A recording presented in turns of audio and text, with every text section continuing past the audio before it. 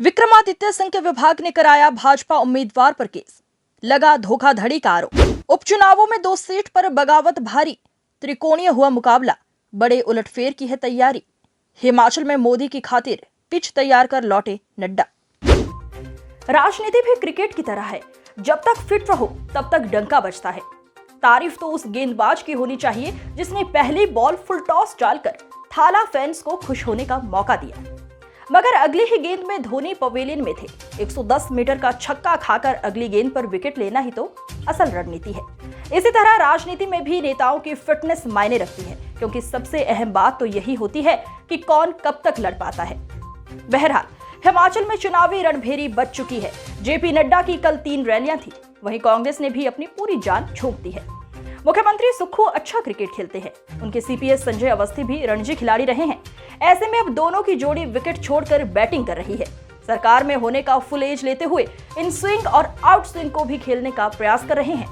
कुटलैहड़ से भाजपा प्रत्याशी और कांग्रेस के बागी देवेंद्र भुट्टो के खिलाफ मामला दर्ज कराया गया है। खास बात यह है कि यह मुकदमा पीडब्ल्यूडी विभाग ने कराया है, जिसमें आरोप है कि विधायक भुट्टो के बेटे करण सिंह सरकारी ठेकेदार हैं और उन्होंने टेंडर हासिल करने के लिए फर्जी दस्तावेज प्रस्तुत किए थे। ऐसे में अब दोनों पिता पुत्र के खिलाफ मामला दर्ज हो गया है। प्रशासन के अधिकारियों ने अपने पक्ष रखते हुए जांच की बात कही है। अब ये आरोप कितने सही हैं और कितने गलत, ये तो जांच के बाद ही सामने आएगा। वहीं उपचुनाव की अन्य सीटों पर बात की जाए तो लाहौल स्पीति और धर्मशाला में अब मामला त्रिकोणीय है। दोनों सीटों पर भाजपा के पूर्व प्रत्याशी बागी हो गए हैं। राजनीति और बगावत का नाता कोई नई बात नहीं है। बागियों के कारण ही पिछले विधानसभा चुनाव में बीजेपी को सत्ता गंवानी पड़ी थी और बागियों ने ही कांग्रेस को राज्यसभा में हराया। खैर, बागी हर जगह है, बगावत की आग बराबर जली है, लेकिन फैसला आपको करना है। इस खेल में एम्पायर की भूमिका में आप वोटर्स हैं। इस बार वोटर्स का मिजाज क्या है, इसका अंदाजा लगा पाना कठिन है।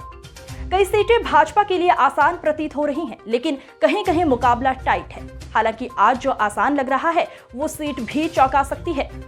कल चंबा में जेपी नड्डा की जनसभा के दौरान विधायक हंसराज ने खुले मंच से सुरंग की मांग कर डाली, जिसका जवाब देते हुए नड्डा ने कहा कि मोदी प्रधानमंत्री है, तभी हंसराज ये मांगने की हिम्मत कर पा रहे हैं, क्योंकि उन्हें भी पता है कि मोदी प्रधानमंत्री है, इसलिए ये होकर रहेगा। मगर सबकी नजरें फिलहाल इस बात पर टिकी हैं, मोदी कब आएंगे हिमाचल, क्या होगा मोदी के भाषण में, प्रदेश में हुई राजनीतिक उठापटक के बारे में क्या कुछ बोलेंगे मोदी। अपने आप में ये बात काफी मायने रखती है कि देश के बड़े नेता हिमाचल को क्या आश्वासन देंगे, क्योंकि हिमाचल का न्यूट्रल वोटर साइलेंट बैठा है। उसे कांग्रेस का डर भी सता रहा है और भाजपा से उम्मीदें भी है, लेकिन हिमाचल के युवाओं को गारंटी चाहिए।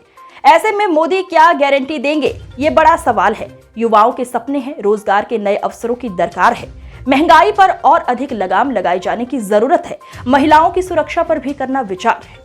ऐसे में आप दर्शक भी हमें कमेंट कर बताएं कि इन चुनावों में आपका मुद्दा क्या है। अगली वीडियो में फिर मिलेंगे, तब तक के लिए जय हिमाचल, जय भारत।